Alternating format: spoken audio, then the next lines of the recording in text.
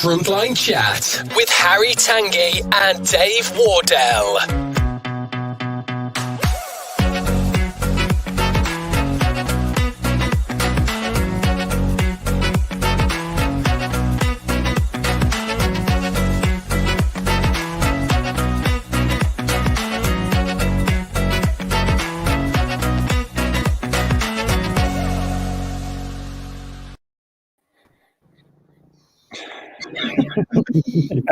No chasing the cat. No chasing the cat. We've been expecting you. Anybody who saw my video I posted a little while ago was of Finn and that monkey playing. They're best buddies. Oh, really? I'm going to see that. Yeah. I haven't seen that. Yeah. I need to see that. But I've been on the road, Dave. On the road. Have you? This is Arthur post 1,200 quid. You know, he's had some his eyebrows done, and he's had a bit of lip filler and whatever. But yeah, 4 teeth. I think once they started, they couldn't stop. 4 teeth out, and then all sort of shape. I took my mum to the tooth hygienist, you know, and she was there, and it was a beautiful place down in Newquay. And I said, "Oh, that just reminds me, I need to get my dog's teeth done."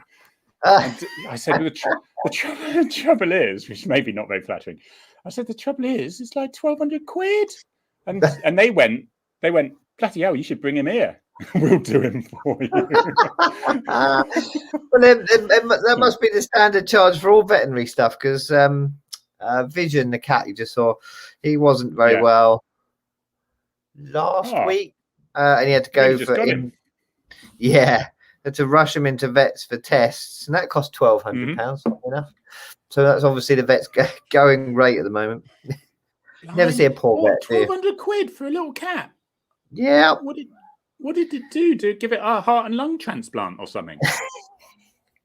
So he was apparently. They think he might have had licked some sugar or something sugary.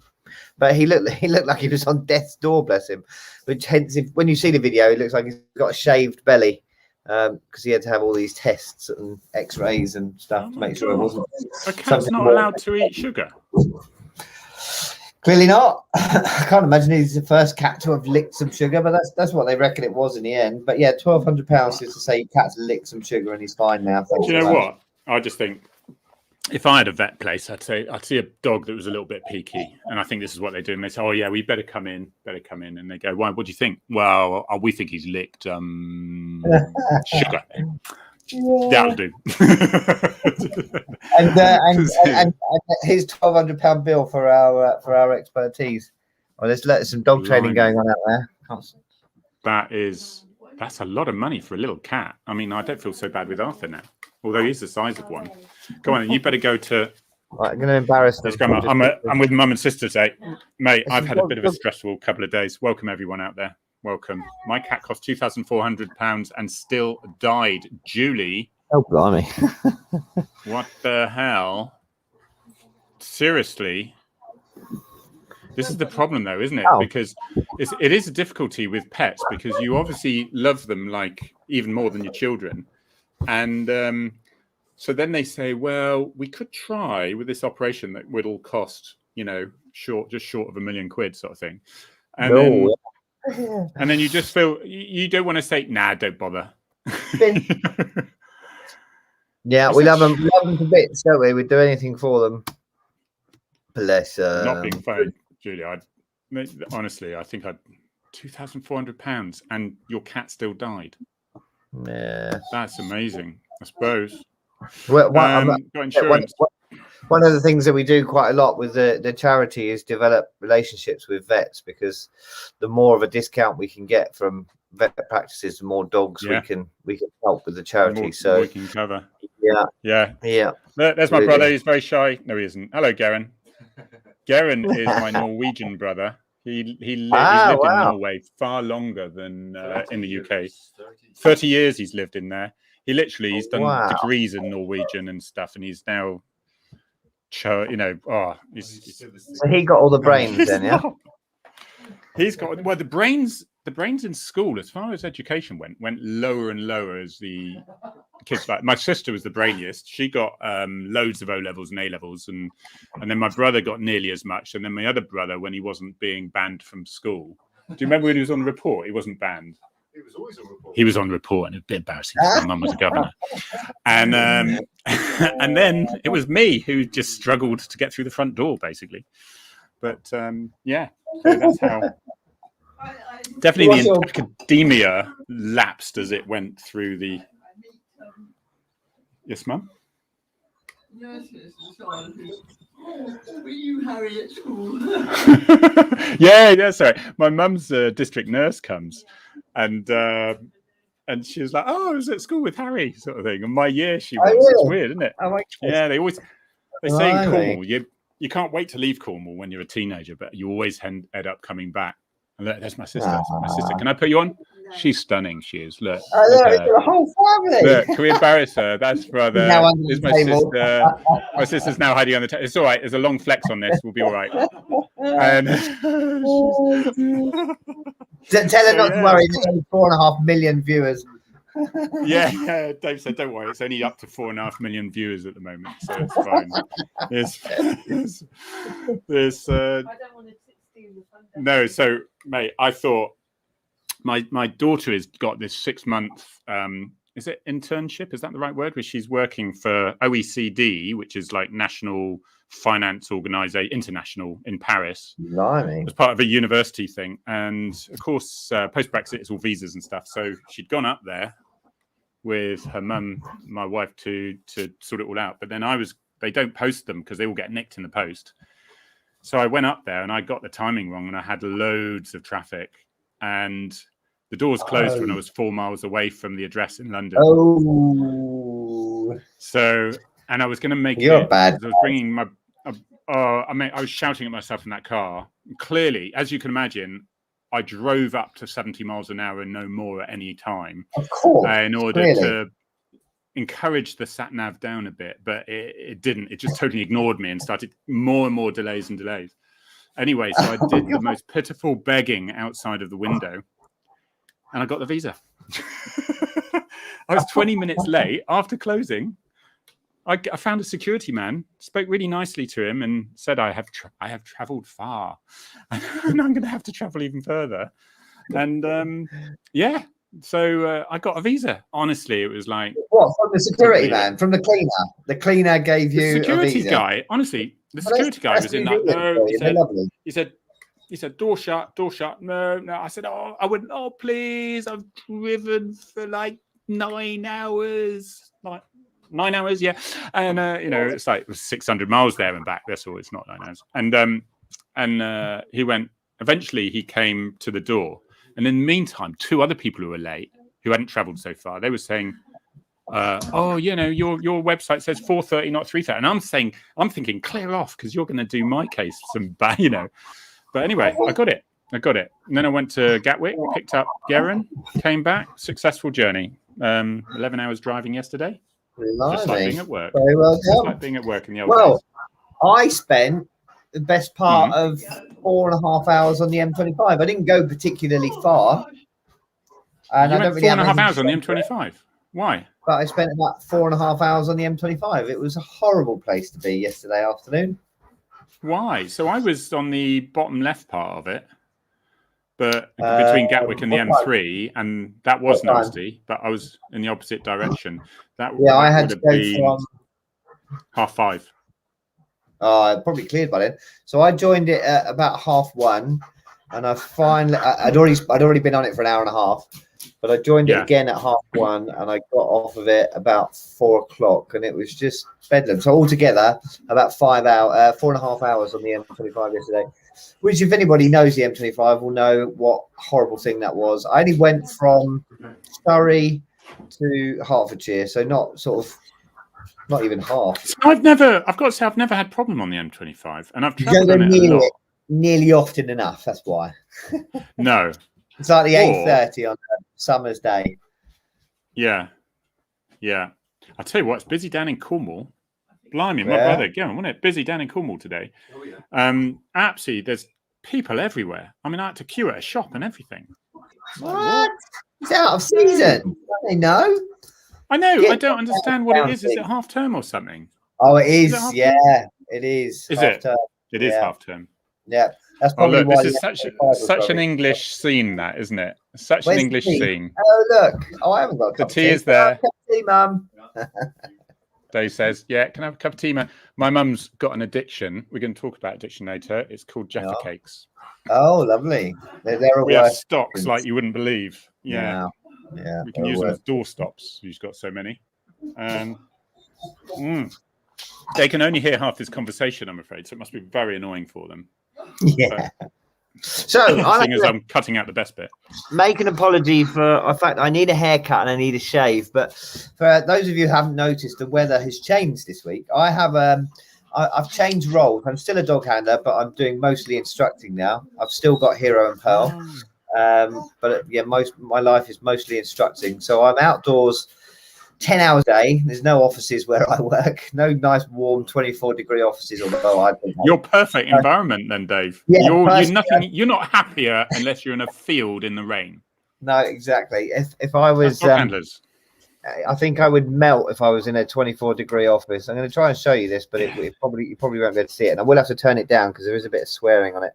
So yeah, for those of you who haven't noticed, the weather has definitely changed. And the wind is now coming from the north. Oh, I can't even find it now. It is. There was storms down here. Did you have the same storms we had? Absolutely. Yeah. Gales, lightning. It was miserable. Oh, we missed the lightning. We were promised it, and it never came. Oh, I've never known it rain so hard. And we're right on the Cornish coast, North Cornish coast here. And my sister and I just wrapped up and we went up to Lusty Glaze Beach. Hang on a minute. Let's have a look at that. Oh, yeah. You can't really see, but it's hoofing it down. And I'm laying tracks, one for a young dog and one for Hero in that weather. That was about 6:30 in the morning on Tuesday.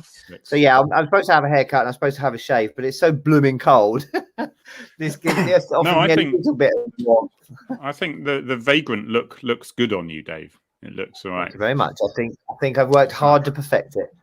But then I decided that we weren't wet enough, and so I took all the dogs, including this lad who's with me for a little while, who's called Siren. We took them all swimming, so they've all been. You took them yeah, he's in a doggy swimming pool. A doggy swimming pool, right? Bless him. He loved it. When I first put him in, he wasn't sure, and then I couldn't get him out. He was just swimming round and round in circles, chasing the toys. So yes, apologies for that, but it's too blooming cold to have a shave and a haircut at the moment. I think we'll let you. It's winter, mate. It's winter. You need it for. Oh, Harry's frozen. Has Harry frozen or have I frozen? You have for mine. You've frozen for mine. Who's gone? Is it Harry or is somebody's it me? Mentioned? Yeah. Reference the comment. I won't read it out, but yeah, people can read that. And I you're don't know absolutely right. Someone say who's gone quiet? Is it me or Harry?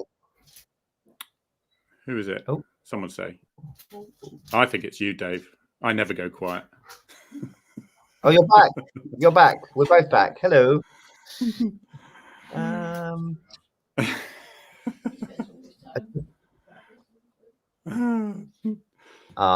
So I'm back. You never went.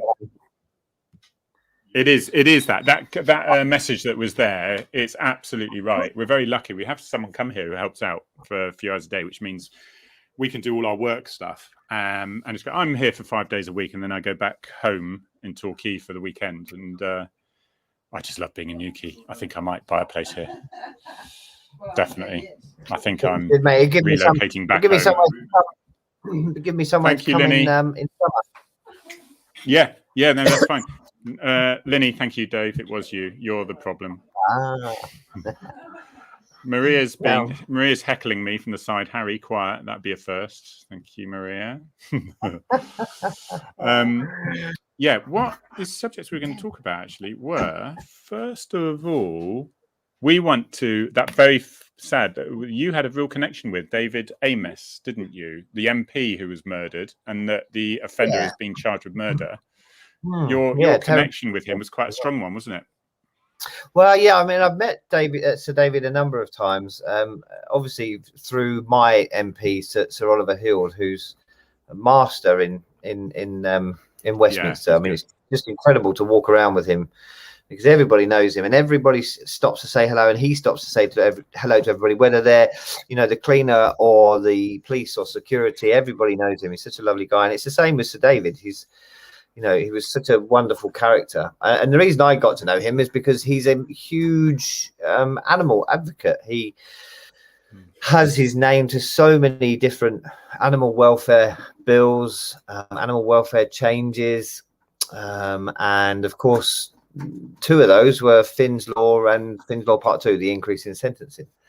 And so I met him a number of times, and I remember him sitting on the sofa with Finn in the whip's office at Westminster and having a lovely cuddle. I couldn't find a picture, but having a lovely cuddle with Finn, and not intimidated by Finn at all. He was clearly in tune with Finn, and and he was a lovely man, and he said he would do everything he possibly could for Finn's Law, and of course he did, and he spoke about it at every opportunity he could. And so when we heard that, the horrible, it's a horrible way for anybody to go, but to see David go like that, obviously we won't talk about too much. Very, very sad. We did a little video that people have by the press. Yes, I saw, and that was it was good, very moving one. And I mean, people have talked about security of MPs, and I think most of the MPs are saying, no, we can't.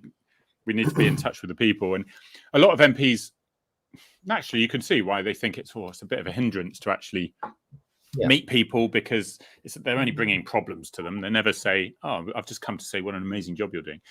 But he was very much someone who reveled in it, loved it, didn't he? That's the strong message, came very strong. He was a real people person.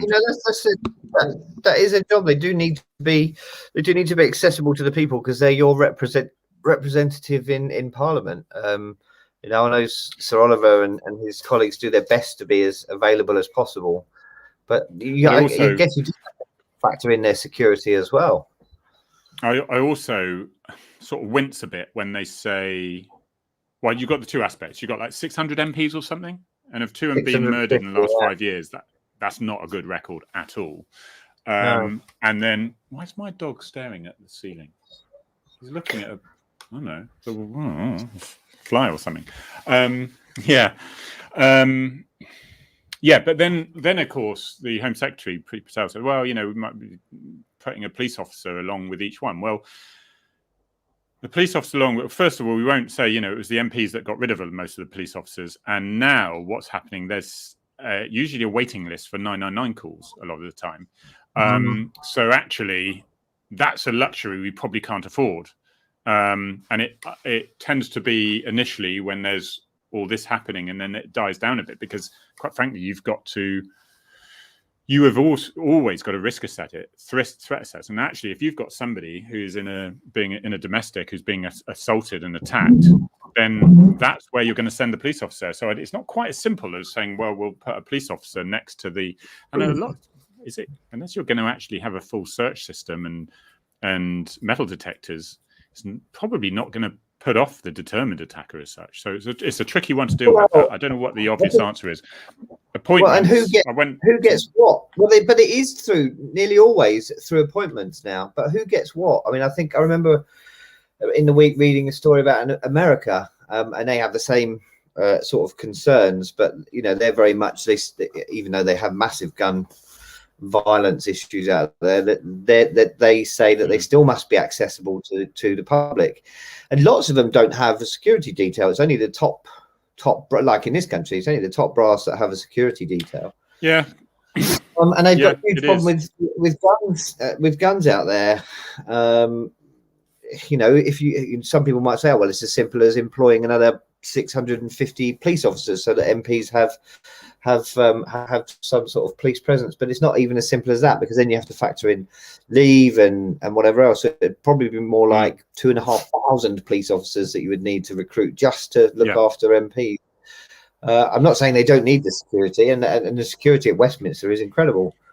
You're right, actually, because the MPs, I suppose their office hours are days, so you can cut out nights and things, so you do reduce it slightly, but usually there's five, you have to account for 5 officers to cover one 24-hour shift, because you say that though, rest days, a morning, but they an early. They quite often they quite often work it well into the evening. Some of their debates, certainly around Brexit, went into the small hours. Yeah, I suppose so.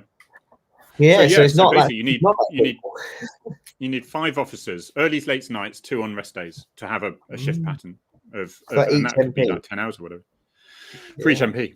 So it's just you can't and not being funny, but I mean government officials you find Home Secretary and those sorts of people get protection, and I work with them all to be honest, especially with elections and things. Obviously, David Cameron I've been with an awful lot when he's on holiday and things, and then it's riskier. So someone like Blair will get a lot more still because his threat level is much higher than say David Cameron, who still gets protection but probably doesn't have quite the level.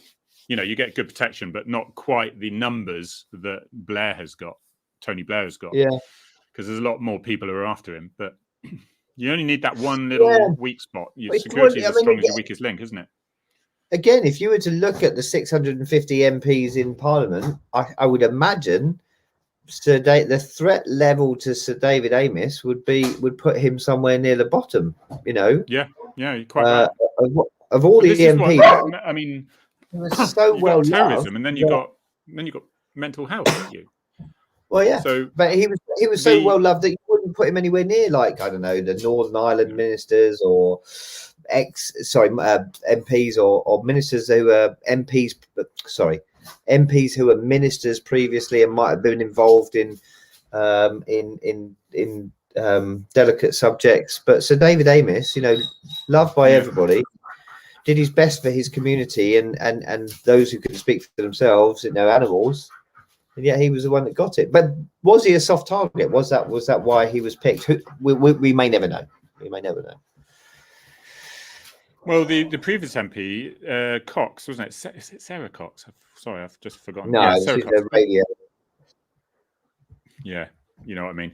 I mean, she was again a very well-loved person. She wasn't controversial up front, was she? She wasn't sort of making a name for herself and attracting attention like that in the more extreme, controversial ways. So, it's a matter of you can only do so much, I guess. But I think the appointments has got to be the case. Jo Cox, thank you for that, Jackie. And Judy and Tracy. Thank you. Me and names and numbers have always been my absolute nightmare. I'm terrible. I've just accepted it now. Rubbish. Most of it is done through appointment, so you have to you make an appointment, and I think they do as many background checks on you that are available to them before you're allowed to come to the face-to-face meeting. So I don't know. I mean, I went to see my local MP in Torbay, and basically it was an appointment, and then went there, and there was like a guy who was alongside who was taking notes. And then there was this big table, like a big dining room table, and he was at the other end. And I thought afterwards, I reckon those are little security things there, just to get that barrier between you and them. But it was very open still. There were no screens or anything. And there was 2 people in the room, not just one. And it was appointments. So you could sort of see those sorts of efforts give at least some warning to be able to react. And especially if behind there's a room that you could get into and shut the door behind you. But then it's the staff that are just as open, aren't they, on the reception areas and things like that. Yeah, you're right. Dave, you don't need to say anything, but Rose, you're absolutely right. Theresa May has got a lot to answer for. I even did protection on her once as well. I remember David Cameron had the red dispatch box. It's when all the police pensions were being looked at, and I saw it. It was on holiday. I saw it in the kitchen. I thought, I might just replace that piece of document with a new piece of A4 with let's scrap the idea of cutting pensions, shall we, and all that. It was in my grasp, but I thought he might see through it. There you go. Yeah, he might. But yeah, he might. Mate, another thing. I've been involved in this. Little bit involved in this. Coal in their veins. It's basically, and it's all about how addiction affects the family. Because most TV things is about somebody like the actually follows the drug addict and to get them getting through or what they face and on the streets and things. But this is from the families, and I found this very much in my policing career is sitting with people to say, look, there's only so much you can do for this person. And we talked about even that you are you're actually helping them. You think you're helping them by keeping them out, by paying for the shoplifted stuff, paying for their court fines or whatever like that, or even giving them 20 quid to buy a coat, and it's going on the drugs sort of thing. And actually, you're an enabler, and it's a really tough thing. And I remember many a time where desperate parents don't know what to do with their son or daughter who's addicted to this stuff. And I was saying, there's only so much you can do, but if you don't break that cycle, you're going to be here in 20 years' time in a far worse condition. So this is just a 25-minute film. It's award-winning already. It's Coal in Their Veins, and it was from when the mines shut, and so suddenly there was all this nothing to look forward to and whatever, and it was that generation that got involved with heroin, cocaine, and that side of things. But that's coming out. The trailer, if you look at my my Twitter and that side of things, there's links there to the actual trailer. But it's worth having a look at. It's fascinating, and it will affect a lot of people who are out there, because it does affect an awful lot of people, doesn't it? Well, it does. Yeah, I mean, drugs in this country are a huge problem, and the effects that they cause. I can't remember what it was. I think it's something. If you've got a £200 a day habit, you need to find several £1,000s worth of stuff in order to be able to sell, because obviously you're not, if you nick something, you're not going to get the face value of it. You're only going to get probably 10%. So it's you probably need to find £2,000 worth of stuff to sell to pay for your £200 a week habit. It's just, it can have a huge effect on everybody and all the family. I remember, my grandparents lived in a beautiful Oxfordshire village, an affluent village. And I remember somebody who I used to go swimming with when I was down there. He sadly found, I think it was heroin. He found heroin, and their whole life completely changed. An incredibly lovely family, successful business. Were always there for the community. Had their lives absolutely turned upside down by their lad. Now, I don't know if you know anything about heroin, but the first time you take heroin, it literally affects every single cell in your body, and every single cell in your body then craves it and is addicted to it. And so it's easier to go and get the next hit rather than give it up. But yeah, he was stealing stuff. He was got access to all their bank accounts, to raid their bank accounts, and they were doing what they thought was right, which was exactly what you said. They enabled some of it to happen. It wasn't their intention. They never intended to do that. But by the actions that they initially took, they enabled it to happen. And not until they get to that point where it might look like they're washing their hands of him, which they weren't. They were just forcing him to get help. Did he get the help that he needed? It's very sad. I would recommend as well to people that get him arrested, get him through all this, because they're stealing from the family or whatever, because otherwise you're going to be here 20 years time, or he's going to be dead. Yeah. But actually the courts are there not to just punish, but to actually offer an outlet to say, okay, now you're going to have to go on this drugs rehabilitation thing. And it might just be the thing. And there's often that thing of reaching rock bottom first. They have to be right on the bottom of the barrel. And many time I've been speaking to people on a bridge somewhere who's threatened to jump off sort of thing. And you think, well, actually, this is a good place to be now, because it doesn't go much further worse than this. So then this is where you start changing things around, Yeah. But it is the rest of the family are having to watch everything when they come, and it's those highs and lows. And this is what this film's really good at, is it is sort of bringing the highs and lows of, he looks better. And he's really it's that manipulative behavior.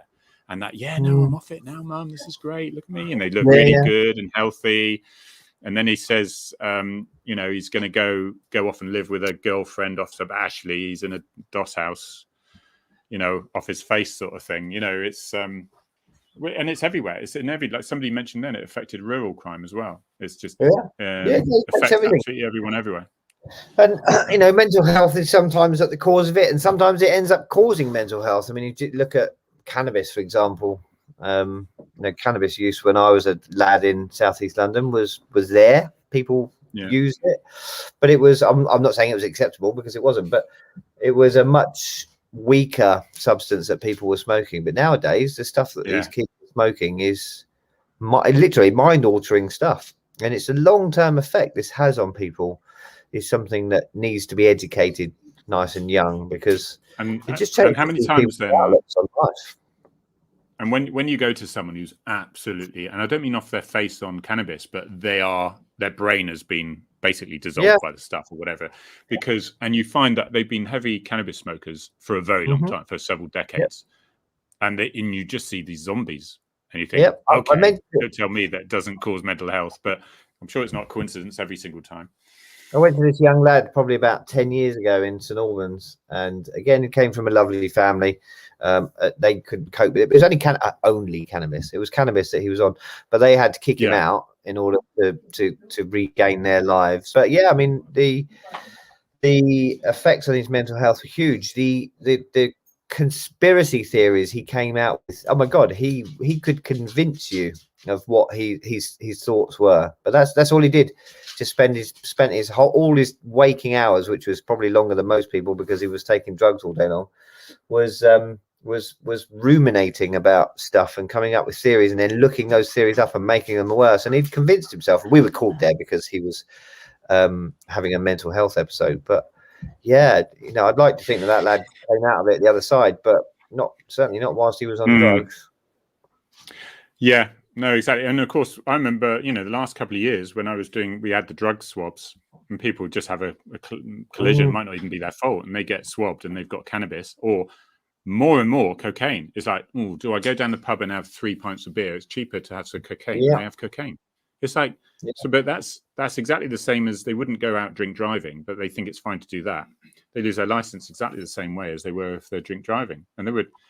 Pretty much every knock for knock or everything, and every swab was coming up positive at one stage. And these are like people you wouldn't think. It's crazy stuff. It stays in your system as well, doesn't it? It can show up in their system, a couple of days later.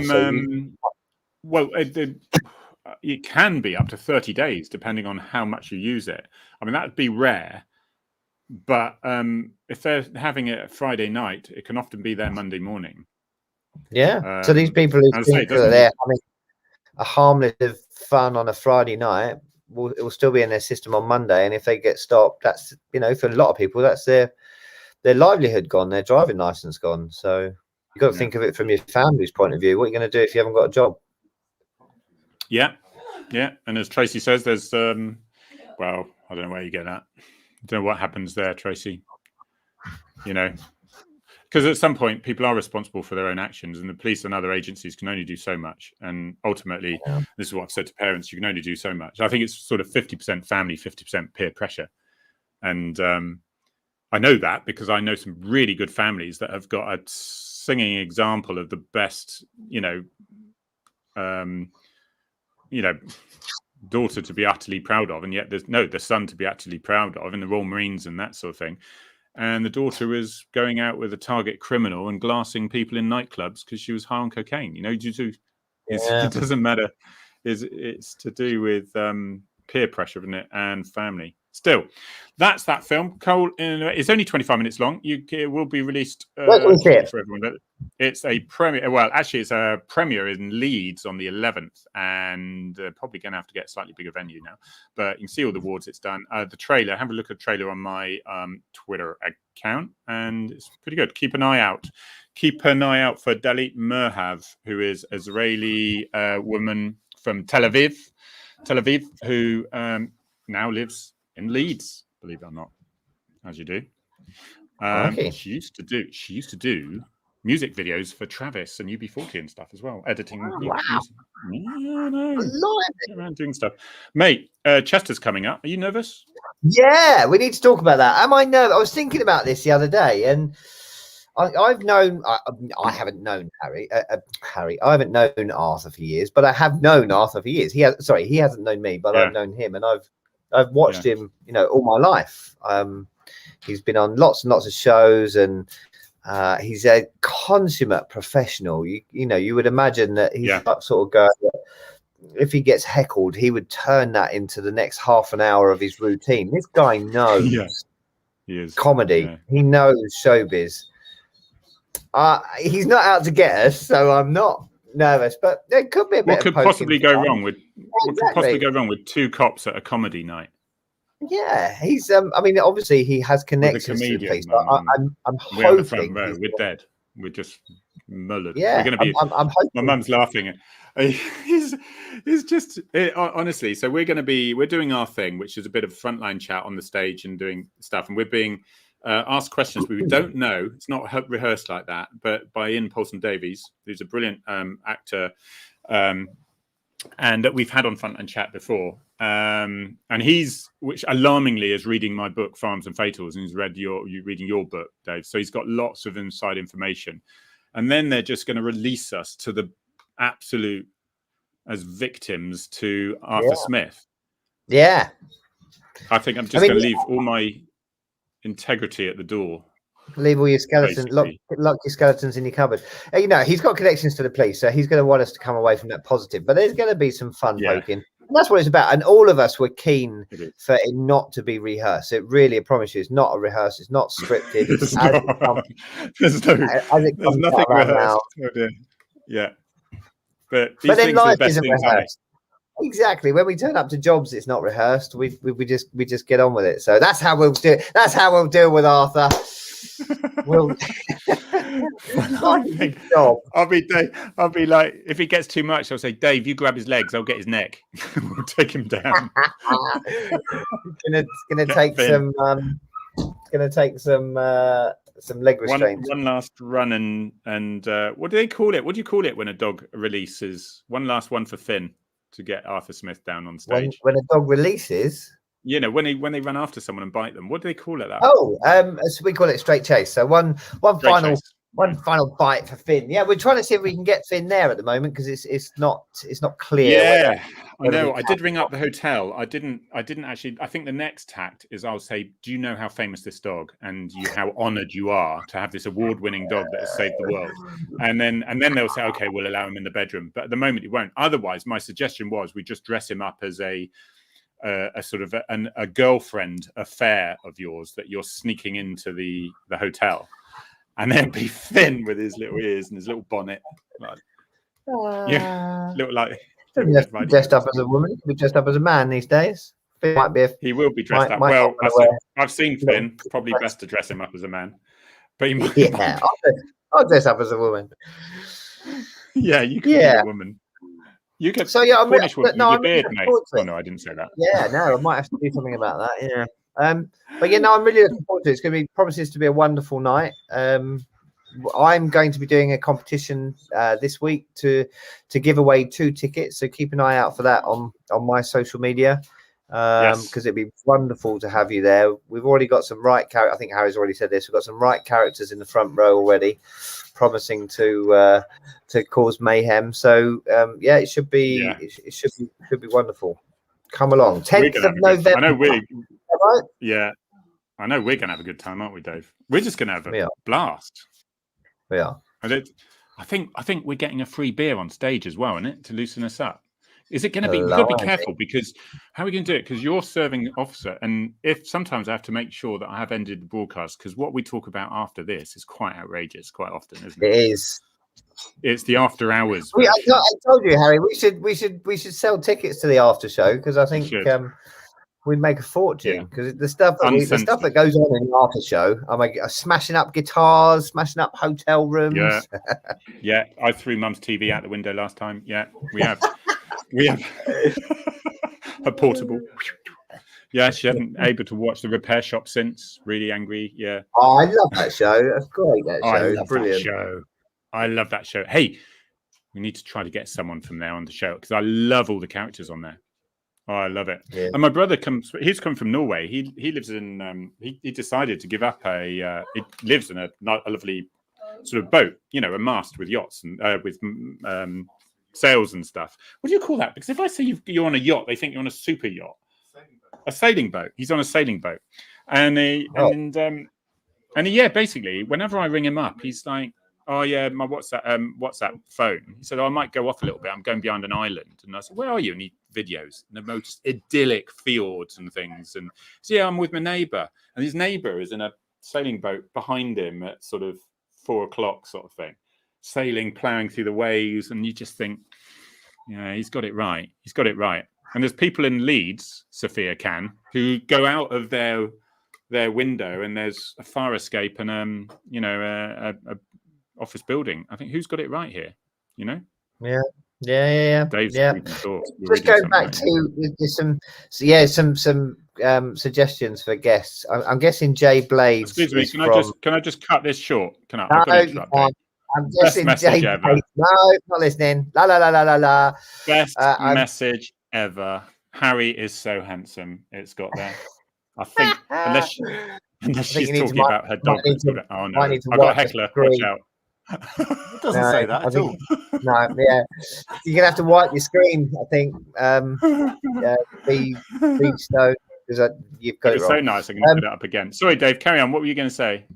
Someone's putting up suggestions for guests. I'm guessing Jay Blades is from the repair shop. Funnily enough, I was looking at there's a social media account on Instagram. This guy makes traditional leather leads, and he was talking about the repair shop and how it's his favorite. I'm gonna have to give him a shout out because I'd love to get anybody wants to buy me a Christmas present for my police dogs, the traditional leather lead company, and look at the stuff he makes. just beautiful, just stunning, proper leather leads and harnesses. Right. Amazing. I'm looking for something and I wonder if that gets me a discount. I tell you what was nice. Somebody bought me a lovely bottle of gin the other day from Gin Company, and I did put it on my Twitter account. And I thought, this is great. I'm not in the police anymore because I had to give it back. When I was in the police, I had to hand it back because you're not allowed to accept alcohol in the police. Honestly, the freedom, Dave, you should retire immediately. The freedom is incredible. Because I can just shout and be nasty at people now I don't like, and all I'll get is a caution. I won't get sent to prison. Yeah. Whereas a day earlier, when you're in the police, they're like, "Oh, you're an authoritative figure. You're a place of responsibility." If I went shoplifting now, honestly, I get a caution. That's how rubbish the criminal justice system is. And yet, if I was a police officer, that's it. You'd probably definitely go to prison. Freedom's amazing. Yeah, never known it before. Oh, Carol Cox. Luckily, I don't even on my ZZR 1200. Is Carol Cox? Are you coming to one of our gigs? Are you? She's going to be wearing her thin blue paw top. Yes. Good, well done. There'll be stuff for sale, won't there, Harry? We're going to bring our books along and try and peddle our books. Oh yeah.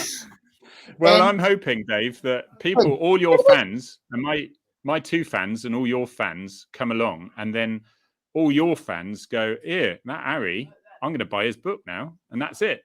So that's good. But my two fans coming along, they will.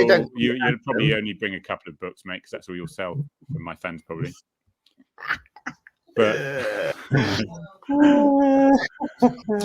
no, I'm really looking forward to it because it's just going to be a blast, isn't it? So we go because Ian is fantastic. Sophia, who has organised all this stuff, from Am Communications and things, who I'm lucky enough to be working with now. She's like a little dynamo. She just absolutely works so hard and great fun. It's going to be brilliant. First time we met her as well, won't it? Physically, Dave. Yeah, maybe she's a hologram. I don't know. She might be a hologram. You never know, really. She might be.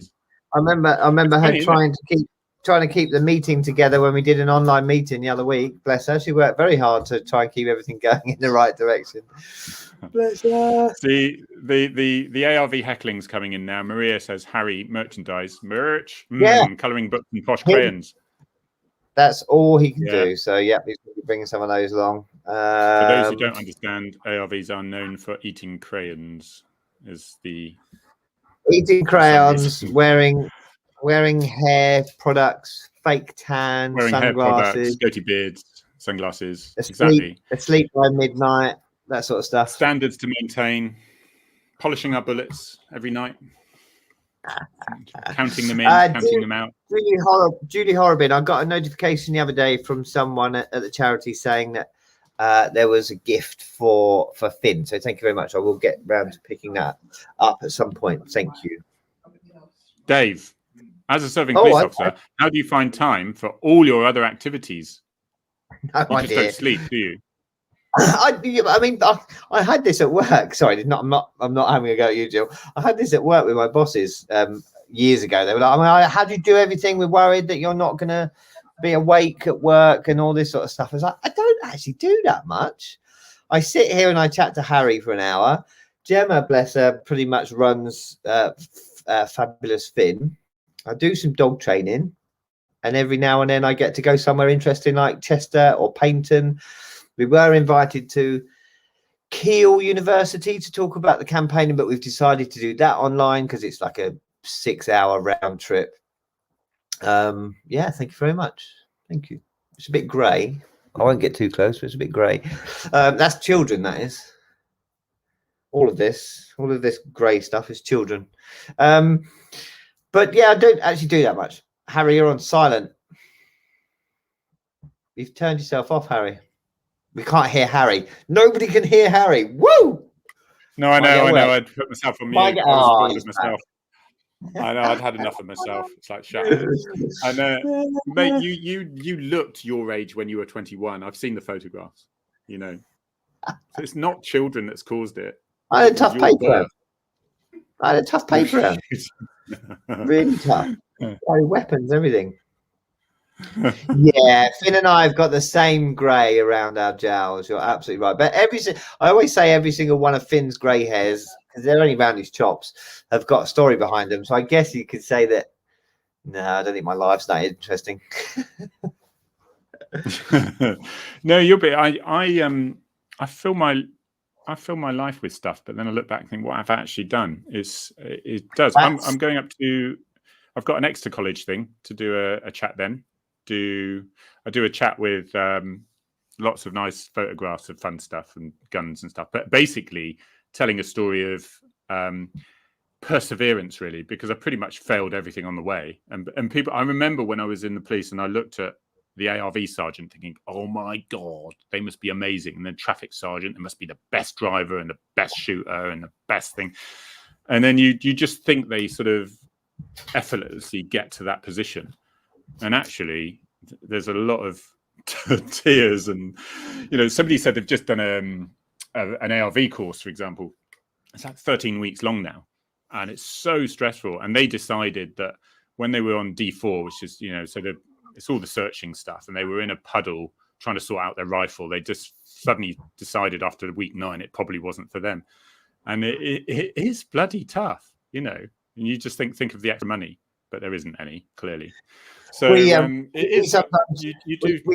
involved in the initial course normally towards the end, and again, exactly what Harry said. It's such hard work for them, and their brain is always going. Dogs is the same. How long's your course? It's massive. 13 weeks, but like you guys, it never really stopped. But 13 weeks. No, but that's you know, basic. Yeah, on the ARV course, we get involved at the end, or whatever it's called, AFO. I don't even know what all the letters mean. So they've got it all sorted in their head. They've got all the tactics sorted, and they're not proficient, but they're getting more comfortable with it. And then they introduce the dogs, and then their brain just goes again. Yeah. It's a lot of pressure because I don't miss that constant assessment. Every 6 weeks, it was. You're just being assessed by someone all the time. And then it would be, oh, you know, your firearms tactics advice course is up for refresher. And so that is like, I think it was like two full days of, again, practical assessments, theory, you know, swallowing the manual again. And then there you are, you've got your team of ARV officers, and there's your scenario, go and deal with it. Oh, I don't miss that. It was just constant. And I thought once I'd done my ARV course, I thought, well, that's it, the last course I'm ever going to do. How stupid I was, how naive I was. I suppose it's with most things, isn't it? Guns are dangerous. I mean, look at that incident involving Alec Baldwin this week. You know, guns are flipping dangerous. Did you not hear? What? Alec Baldwin's filming a film called Rust. And in one of, so I think it's a Western. And in one of the scenes, he needs to use a gun, but obviously they use blank firers. And I'm guessing the chamber wasn't cleared from something previously, and he shot and killed someone. I know. he's understandably devastated. But they said that they talked about the what was Bruce Lee's son called? Brandon Lee. That was apparently something similar happened there, in that they'd used a blank firer, but it was obviously the barrel's not solid. I'm guessing that because they want the smoke to come out the end or something. And there was something in the chamber that they hadn't cleared from something previously, and he was shot and killed. So this is because I know there's usually some really well. There'll be an armorer on the. There'll be an armorer on the not stage. What is it? On the set. So they're going to feel right, but I know this usually so strict. So strict. So just shows. Yeah. I've got to go, guys. Oh, all right, Donna. I've got to go, guys. At the vet with Bandit, not with a Bandit. I thought, but I've got potential content for your show. Nothing about crowns, I promise. So I'll message one of you to find out if it's interest. Cool, brilliant. Okay, prop guns with live rounds. Yeah, prop gun with live rounds. I mean, goodness me, that's bad, isn't it? He killed one and injured another. No, I didn't hear that. But to be honest, I haven't. Well, when was that? Not yesterday. I think it might have been yesterday. I don't know what happened in. I don't know what happened in the civilized world yesterday because I was on the road. It's on top of the news. Baldwin told gun was safe before fatal shooting. No. No. Sad. Yeah, I know. How do you do that? But the only side things, it's just nothing to do with, it's nothing, no neglect on his side at all. Certain things you have to rely on other people. Yeah. Oh God! I mean, that's very serious as well. Look, road sign bungle sees Yorkshire sign erected in Lincolnshire. Oh, I love it. Those are the good signs. Those are the good signs. Nobody wants to be associated with Yorkshire. No, I'm joking. It's a beautiful county. Our mate Mike Alex from North Yorkshire, isn't he? Lives up that way. He is. Yeah, he sometimes travels south and causes trouble down here, and then disappears off up there again. How's your dog training in the garden? Are they still out there training? No, they finished. They were just doing a bit of scent work, so they've been at the dog training field all day today. But they just did a bit of scent work with them out in the garden, just to try and wear them out, really. Well, my Arthur, I bought my long lead down here because I'm going to hide my brother in the garden. We're going to do some scent work with that. So Arthur, he hasn't done it for months, but he'll pick it up like that again. I tell you, you'll be good. You'll be impressed, Gavin. Have you been hunted down by Arthur yet? You have. Oh, I've done it with him already. Yeah, so I'll get him to hide something. But no, that's good. That's good, mate. Maria's asking if we found a camper for our road trip. So I'm planning to do hopefully a road trip with Finn early next year, and I'm just looking to hire a camper van to do it. So no, I haven't found anywhere yet, but I must get onto it. What are you doing? What are you going to do on that then? I didn't know about that. Just drive around some nice places to get Finn to the beach. Just generally have some fun. I've told Jem she's sort of invited, but it's actually just me and Finn. What's that noise? Is that noise from your side? Can people hear it?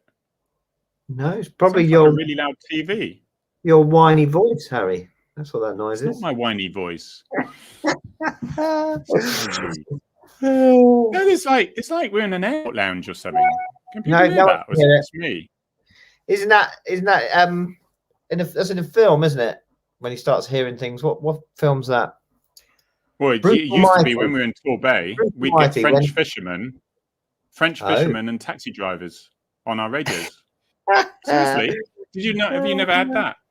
No, many moons ago, you could get the taxi firms. Yeah. We didn't get the old radios. Yeah, we're a bit too far away from French the coast. fishermen. That's really Are we going to do a live audience in Norfolk? No, we're not getting anything, mate. No, we can't hear a thing. Yeah, it was in Bruce Almighty when he takes over the role of God. Right, I've got a heckler here. Mother, she said, come on, it's time you came off now. Mum, this is a 4 till 5 broadcast. You can't listen to news at 10 and go, I'll tell you what, news is finished now, we're going to go off. We're going to go off 10 minutes early. You can't do Mum's that. Mum's telling him off. He's got to go. She is. I suspect it's the withdrawal from lack of Jaffa cake. She needs another Jaffa cake, don't you, Mum? Get your sugar level back up. Yeah, go on. Feed her habit. We're enabling Mum. So Dave's saying very interesting things, so I'm listening. You never listen, Harry. I just waffle on in the background. I fill your spaces. That's all I'm here to do, Harry, whilst you pause for breath. I am. I'm going to take that off. Right, can you hear? No, we can't hear. Oh, we can hear you, unfortunately. Yeah, and am I echoey? No, I haven't got an earpiece, but that. Yeah, you're getting it ripped out of you now for getting told off by your mum. Sorry, Harry can't stay out and play. Thank you, Ginger. It's been like this. I've had to put up with this all my life. No. She's the sweetest, loveliest mum in the world, don't you, Mum? Yeah, she says, yeah. See, I told you last week. I was saying she was taking some tablets. I said, and that's to turn your hair blue. That's one to stop you getting pregnant. And then my sister said, Mum, he's only joking. And she said, yes, I know he's joking. It's like, what are you doing? What do you think I am? Oh, bless you. It's nice to be home, isn't it, Harry? It is. It is, but I'd spoil her. She's meant to spoil me. This is very civilized, mate. So when are you going to do that? You generally going to do it? I thought you were going to. You've got loads of people to visit from all the Finn's Law type places. You could do a world tour. Yeah, a road tour. Someone's got pet bills though. And just meeting Twitter people that you know really well but never met. Some people think that is my life. Some people think I made millions of pounds off the book, which I didn't. Didn't make anything off the book, and I can give. Mate, if I could retire tomorrow on the royalties from the book and just go traveling with Finn and saying hello to the occasional person and watching sunsets in beautiful places like where you are at the moment, I flipping would. I would be gone. Bye. I know. If you could see through this window, but it's really bright and you can't see. It's just beautiful. Just the cliffs, the sea, and all that. It is phenomenal. So I've had to hide it with my mother's pretty curtains and then this rather extreme flag. But I've seen your van. I know you haven't made millions on it. Exactly. Van with 250,000 miles on the clock. If we do it next year, it'll probably only be a couple of weeks. But I'll be posting videos on social to show you Finn's adventures. He deserves a little bit of an adventure. Bless him. Documentary, mate. Yeah. Good. Okay, we're coming up to it, mate. We're coming up to that time. What's that? That's about to road width restriction. I don't know. Looking at a few of the comments here. We watched our first Christmas film last night. Don't anybody attack us. It was lovely. I can't even remember what it was called, but it was lovely. Travel to Norfolk. We love Norfolk. Gemma's parents used to live in Norfolk till fairly recently. Lovely up that way. Did Harry eat all these fish fingers? I think it was 11 fish fingers or something, wasn't it? Yeah, it was fish fingers. I put my dinner on. You know, these Instagram people say, oh, look what I'm eating. So I stuck it on. It was literally 11. Antonio and I had 11 fish fingers each. Mum had 3. I think she only wanted 3 before everyone writes in with a self-addressed stamped envelope or whatever. And it was a pretty immense meal. And the only criticism I got was it had broccoli on it. Harry, sorry to interrupt you. I'm talking about fish fingers. You're having gin being offered to you. I don't like gin. Gemma likes gin. I saw that the Thin Blue Line are doing their own line of gin. Yeah, no. I think Andrea. I think didn't I not send it? She's very kind. Yeah, thank you, Ginger. I just make sure. I think I did it. I think I sent my address on that. Yeah, I'm not proud. I'm more than happy. That'd be lovely. Follow the Thin Blue Line UK. There, match my flag. Yeah, I like a bit of. That's it, mate. We're out of here. 16:59. that's it, folks. Thank you so much for joining Amazing. us. Can't believe we waffled our way through another hour. Come and join us 10th of November and watch us live and heckle live. You won't need to type your heckles. You can just shout it out. Harry, you crayon eating beep. Yeah, do it. Actually, Dave, that's your address they need, I think. Ginger says. It's your address, not my address. Mine's on the way, I believe. Whoa.